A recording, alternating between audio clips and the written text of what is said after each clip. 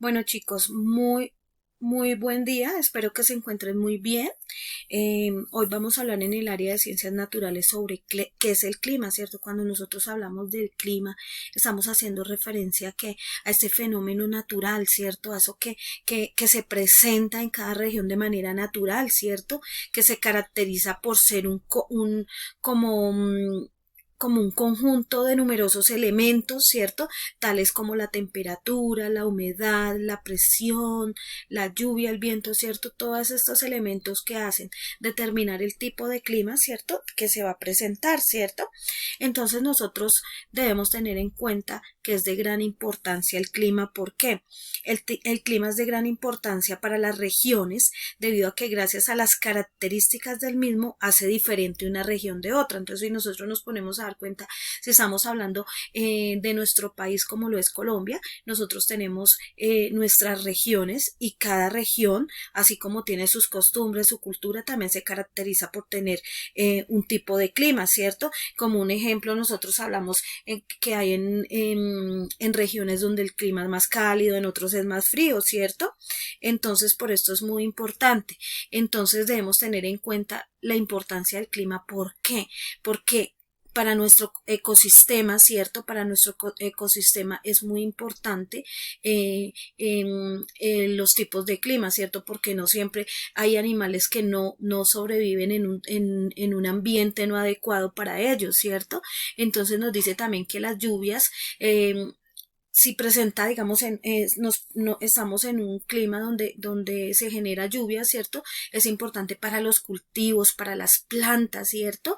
Eh, el clima provee las temperaturas adecuadas en cada parte del planeta para que se le lleve a cabo la procreación y la creación de las especies que habitan en la zona, ¿cierto? Como en este caso, si nosotros hablamos de las plantas necesitan también de agua, necesitan del sol, ¿cierto? Entonces, la importancia que tiene el clima para tanto para nosotros los seres humanos como para los seres vivos, ¿cierto? Los animales. Un ejemplo, un oso polar no puede vivir en un clima cálido, ¿cierto? Porque el hábitat de él es un ¿qué?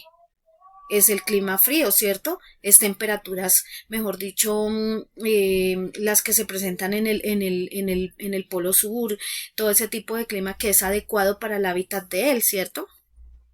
También encontramos lo que les venía diciendo ahorita, los tipos de clima. Cuando hablamos de clima cálido, entonces nos hace referencia a aquellos que se presentan temperaturas elevadas más constantemente, como el clima ecuatorial, climas desérticos y climas semidesérticos. ¿Se acuerdan que nosotros hablamos sobre los climas, sobre los hábitats del desierto? Entonces allí se maneja desérticos, allí se maneja un tipo de clima muy fuerte, hace demasiado calor, ¿cierto? También están los climas templados, dice que este va como intermedio, ¿cierto? Entre los cálidos y fríos, no hace ni mucho frío ni mucho calor, ¿cierto? La variación se presenta una variación de acuerdo a las estaciones que se presenten en ese lugar determinado, ¿cierto?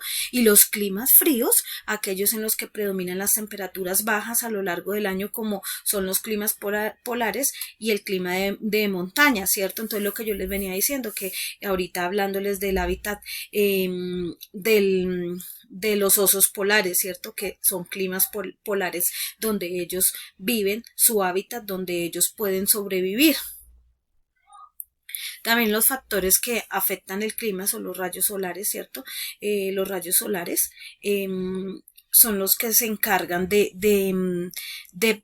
poder determinar cuál es el clima.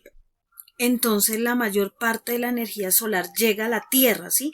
La energía del Sol llega a la Tierra en forma de luz y de calor, ¿cierto? Entonces el clima es más cálido donde llega más energía, ¿cierto? A la superficie. Y es más frío, pues donde menos llega la luz del Sol, ¿cierto? Entonces nos habla también aquí la cercanía al mar, ¿cierto? Nos dice que el mar, las zonas de agua en general tienen un efecto regulador del clima local y hasta zonal. La causa es que el agua absorbe y desprende calor a diferente ritmo que las rocas. Bueno, y aquí en la forma del terreno, lo que nos quiere dar a entender es que las elevaciones altas, ¿cierto? Tienden a experimentar temperaturas más bajas, ¿cierto?